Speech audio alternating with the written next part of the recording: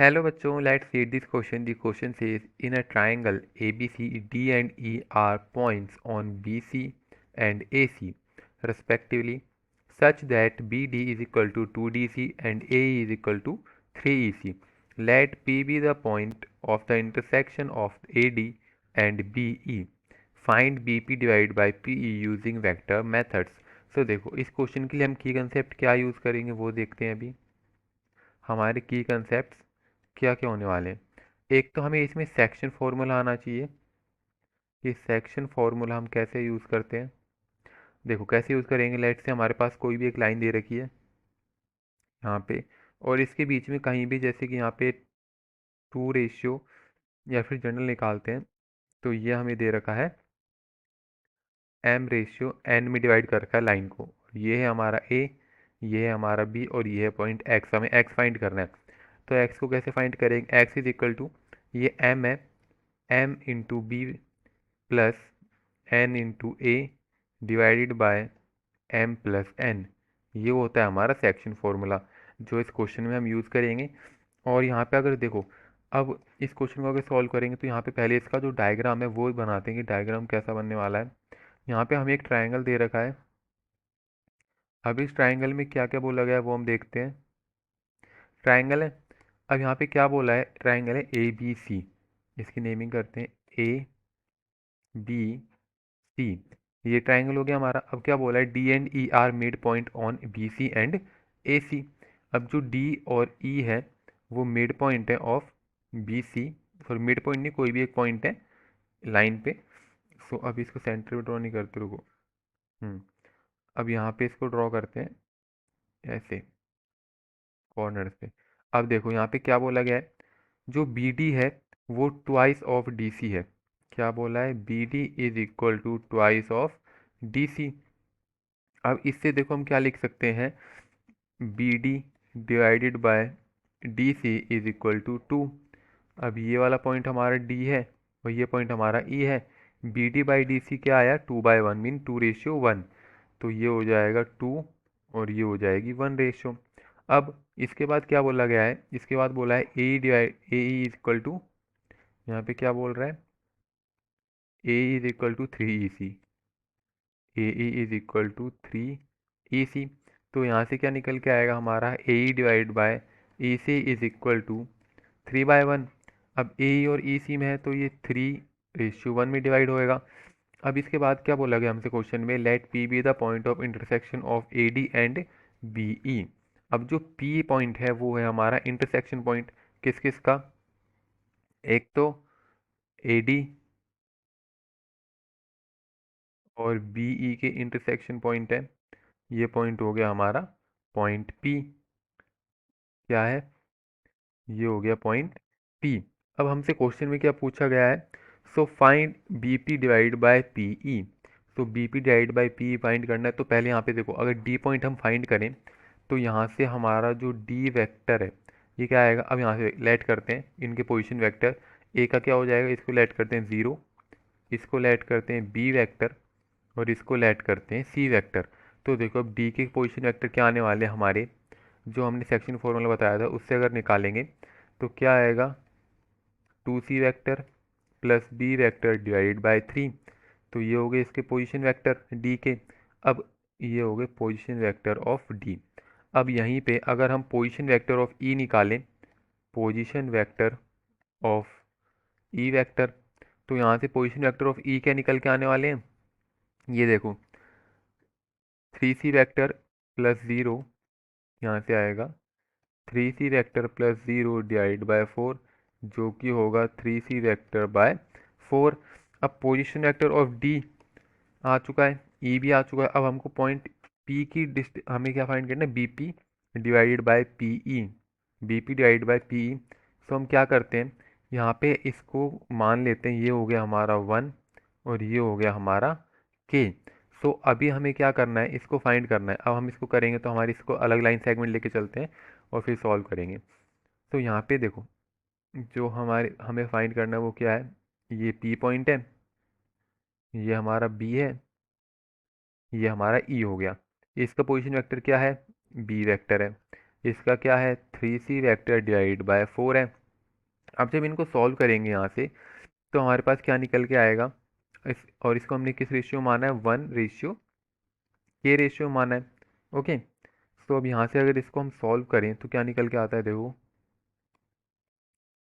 यहाँ पे 3c position vector of p is equal to 3c vector by 4 into 1 plus k into B vector divided by 1 plus K. अब इससे तो ये आ गया।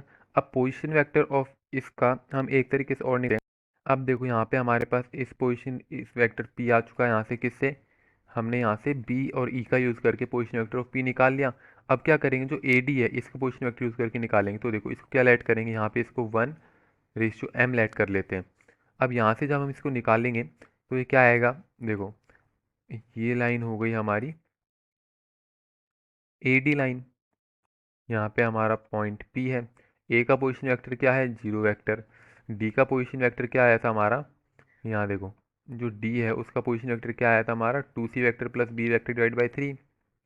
2c vector plus b vector divided by 3, ये D के position vector आए थे। तो हमें पोजीशन वेक्टर ऑफ P जब निकालेंगे यहाँ से, इसको हमने क्या माना है, 1:m माना है। तो यहाँ से क्या होगा, 2c vector plus b vector divide by 3 into 1 होगा, प्लस m इंटू 0 तो 0 होएगा। अब डिवाइडेड बाय क्या आएगा हमारे पास, 1 प्लस m।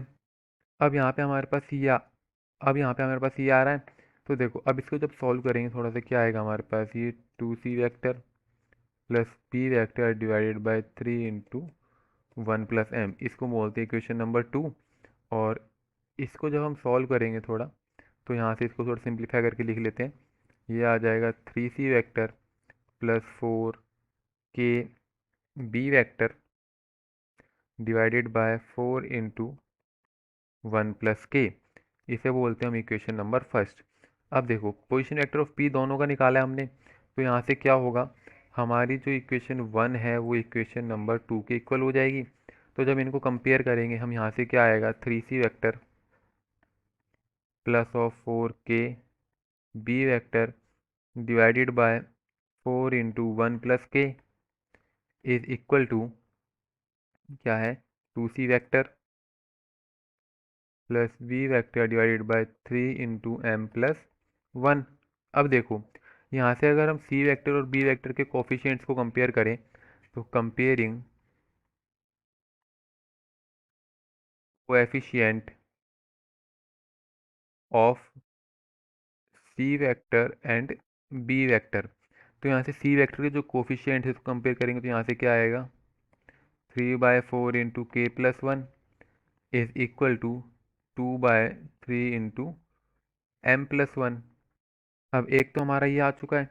अब दूसरा अगर देखें, आप बी के कोफिशिएंट को कंपेयर करेंगे तो उससे क्या निकल के आएगा हमारा, उससे हमारा निकल के आना है 4k divided by 4 1 plus K is equal to, यहाँ पे क्या आएगा, 1/3 m+1, 1/3 m+1। तो यहाँ से 4 से 4 कैंसिल होगा, तो यहाँ से जो k आएगा वो क्या आएगा, k+1 divided by 3 into m+1, ये आया। अगर यहाँ से हम k की वैल्यू निकालना चाहें तो यहाँ से क्या हो जाएगा, यहाँ से इसको भी यहाँ से रखते हैं। और जो ये वाली आई है हमारी, क्या आई है यहाँ से वैल्यू इसकी अगर देखी जाए, तो 3/4 है।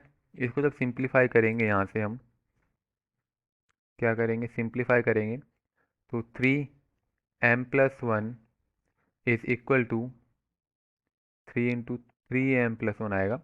अब 4 यहाँ पे 2 इंटू 4 k+1 है। अब जब इसको सॉल्व करेंगे तो यहाँ से क्या आएगा, 9m+1 is equal to 8 of k+1। अब k+1 की अगर मैं, हमें क्या निकालना है, k+1 की ही वैल्यू निकालनी है, तो m+1 की वैल्यू पुट करेंगे यहाँ से। तो इसमें देखा जाए तो m+1 की वैल्यू क्या आएगी, पीछे से हमारी m+1 की वैल्यू क्या आ रही है, is equal to 8 divided by 9 k+1। अब यहाँ से अगर m+1 की वैल्यू पुट करें तो k+1 डिवाइडेड बाय 3 इंटू क्या आई थी 8/9 इंटू k+1। तो k+1 से तो k+1 कैंसिल हो जाएगा, 3 से ये 9, तो ये आएगा हमारा k की वैल्यू क्या आ जाएगी 3/8।